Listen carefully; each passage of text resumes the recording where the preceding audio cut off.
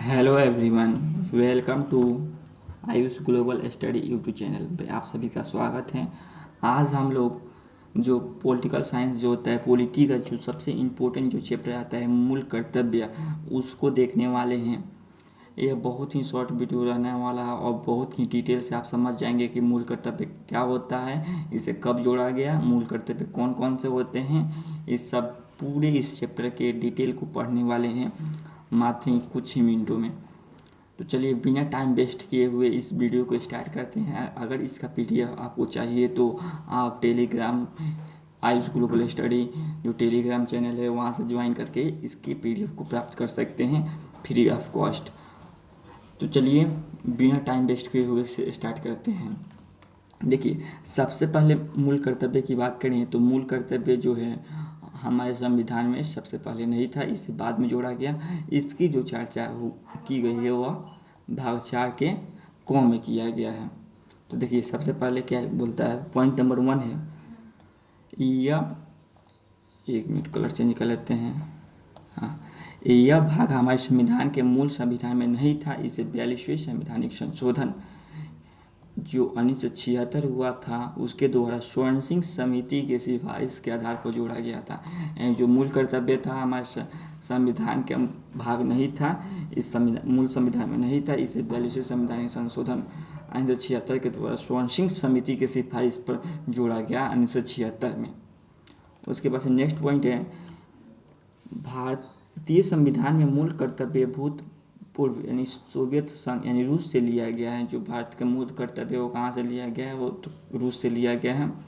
Next point है, भारत सरकार द्वारा मूल कर्तव्यों को जो परिचालन होता है 1999 ईस्वी में वर्मा समिति का गठन किया गया। मूल कर्तव्य के जो संचालन के लिए परिचालन के लिए जो समिति बनी थी वो कौन सी बनी थी, वर्मा समिति 1999 में बनी थी। चलिए नेक्स्ट देख लेते हैं, नेक्स्ट पॉइंट क्या बोल रहा है। नेक्स्ट पॉइंट क्या है, देखिए नेक्स्ट पॉइंट है, इस संशोधन के द्वारा भाग 4 के क को एक नए भाग के रूप में जोड़ा गया जिसके अंतर्गत 10 मूल कर्तव्य को जोड़ा गया। इस जो 10 मूल कर्तव्य को है अनुच्छेद 51 के एक उपखंड 51 को जोड़कर रखा गया। यानी कि यह जो संशोधन किया गया था 1976 में 42वें संवैधानिक संशोधन, उसके द्वारा भाग 4 का एक नया भाग बनाया गया, भाग 4 का क, और उसमें 10 मूल कर्तव्यों को जोड़ा गया जिसकी जो वर्णन है वो अनुच्छेद 51 के क में जोड़कर रखा गया है, उसी में 51 के क में। देखिए नेक्स्ट पॉइंट है, वर्तमान समय में मूल कर्तव्यों की कुल संख्या 11 है। 11वां जो मूल कर्तव्य है वो 46वें संवैधानिक संशोधन 2002 के तहत जोड़ा गया।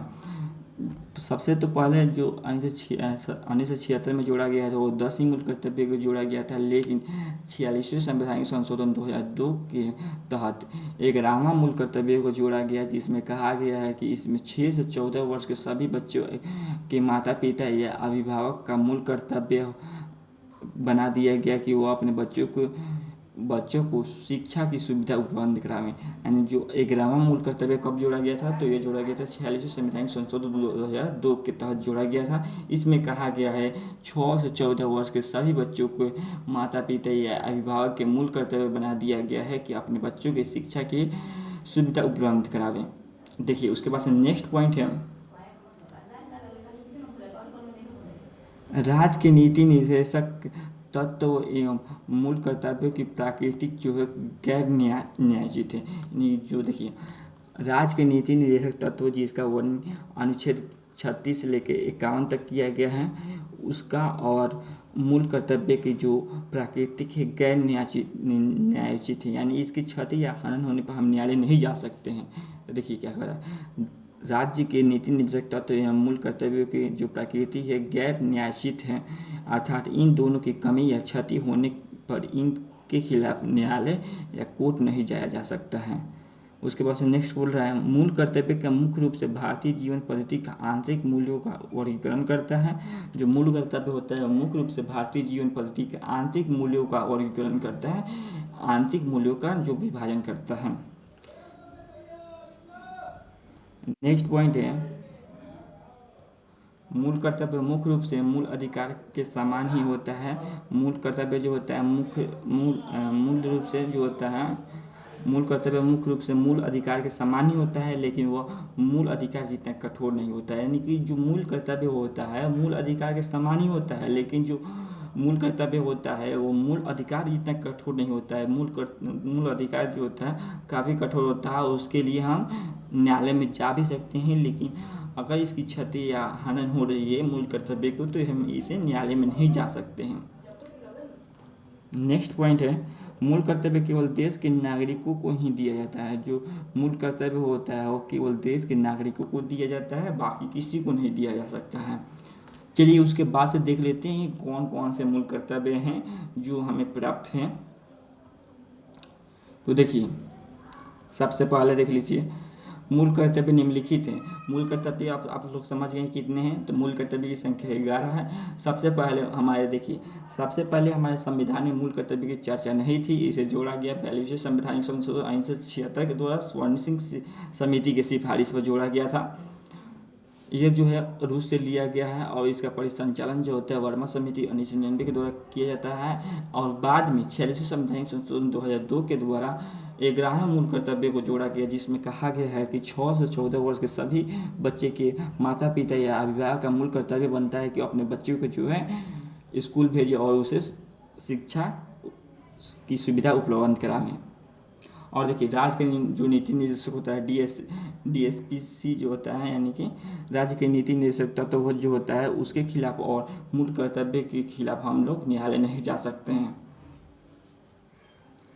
देख लीजिए आगे देख लेते हैं मूल कर्तव्य कौन कौन से हैं। देखिए मूल कर्तव्य पहला है संविधान का पालन करें और उसके आदर्श और सम्मान करें और राष्ट्रीय ध्वज का राष्ट्रीय गान का आदर करें। 2 नंबर में बोल रहा है स्वतंत्रता के लिए हमारी राष्ट्रीय आंदोलन से प्रेरित व्यक्तियों को उच्च आदर्श और सम्मान करें और उसका पालन करें। 3 नंबर में बोल रहा है भारत की एकता संप्रभुता एकता और अखंडता की रक्षा के साथ साथ उन्हें अक्षुण्ण बनाए रखें। 4 नंबर बोल रहा है देश की रक्षा करें और जब देश के लिए बुलावा आता है तो राष्ट्र की सेवा करने के लिए मदद करें। नेक्स्ट है 5 नंबर है भारत के सभी लोगों को समझता और तथा सम्मान भाईचारा की भावना बनाए रखें और सभी धर्म जाति आधारित न हो और ऐसी प्रथा को त्याग करें जो स्त्री के सम्मान का विरोध हो। 6 नंबर बोल रहा है हमारी संस्कृति और सभ्यता की गौरवशाली परंपरा का महत्व को समझें और उसे सुरक्षा करें। 7 नंबर है प्राकृतिक पर्यावरण और उसके विकास में सहयोग करें। 8 नंबर में बोल रहा है वैज्ञानिक दृष्टिकोण से मानवतावाद और ज्ञानार्जन के साथ साथ सुधार की भावना का विकास करें। 9 नंबर मूल कर्तव्य क्या बोलता है सार्वजनिक संपत्ति की सुरक्षा करें और हिंसा से दूर रहें। 10 नंबर है व्यक्तिगत एवं सामूहिक गतिविधियों के सभी क्षेत्रों का विकास करने के साथ साथ राष्ट्र के विकास में योगदान दें। उसके बाद से देख लेते हैं 10 नंबर क्या है। 11 नंबर है 6 से 14 वर्ष के सभी बच्चों को शिक्षा का अवसर उपलब्ध कराएं। और देखिए यहाँ पर कुछ पॉइंट दिया गया है कुछ मूल कर्तव्य ऐसे हैं जिन्हें पूरा करना ही होगा, नहीं तो कानून के तहत सज़ा दी जा सकती है। कुछ ऐसे मूल कर्तव्य हैं जिसे पूरा करना ही होगा, नहीं तो उसे जो है कानून के तहत सज़ा दी जा सकती है। तो चलिए आप लोग देख लिए, चलिए इसका फास्टली हम लोग रिवीजन कर लेते हैं मात्र जो है 1 से 2 मिनट में। तो देख लीजिए सबसे पहले आपको बता दें कि हम जो मूल कर्तव्य है उसकी जो चर्चा है हमारे संविधान में मूल रूप से नहीं किया गया था।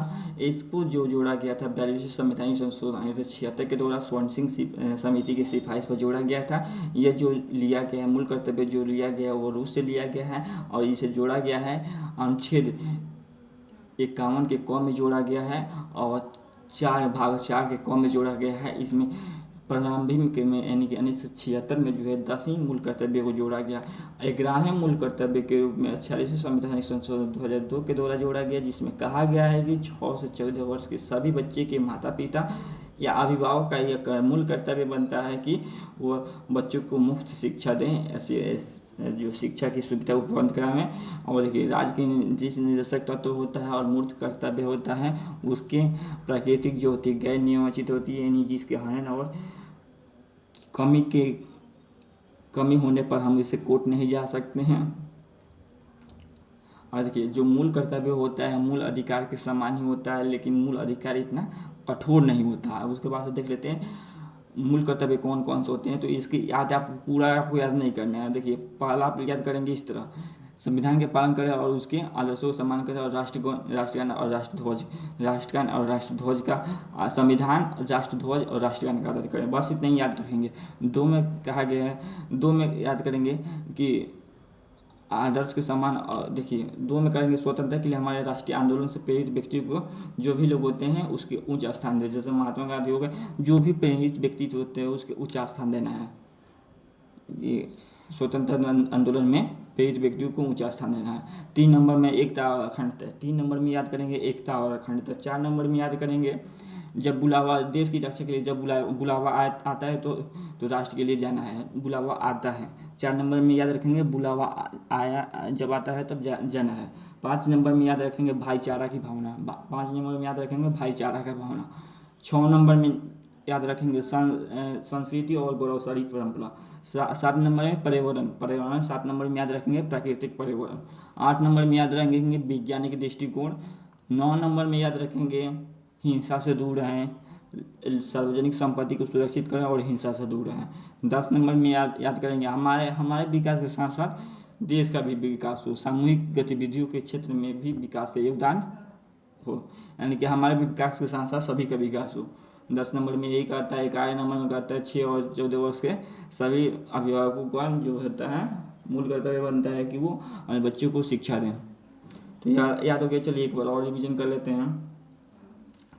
मूल कर्तव्य 1 क्या कहता है? मूल कर्तव्य 1 नंबर का कहता है राष्ट्रगान और राष्ट्रध्वज को जो होता है आदर करना है। उसके बाद से स्वतंत्रता सेनानियों को जो प्रेरित व्यक्ति हैं उसको ऊंचा स्थान देना है। 3 नंबर एकता और अखंडता। 4 नंबर बुलावा आता है तो जाना है। 5 नंबर होता है भाईचारा की भावना। 6 नंबर में सामाजिक संस्कृति। 7 नंबर में पर्यावरण, प्राकृतिक पर्यावरण। 8 नंबर में वैज्ञानिक दृष्टिकोण। 9 नंबर में है हिंसा से दूर रहें और सार्वजनिक संपत्ति की सुरक्षा करें। 10 नंबर में है सामूहिक गतिविधियाँ, अपने विकास के साथ साथ देश सभी का विकास हो।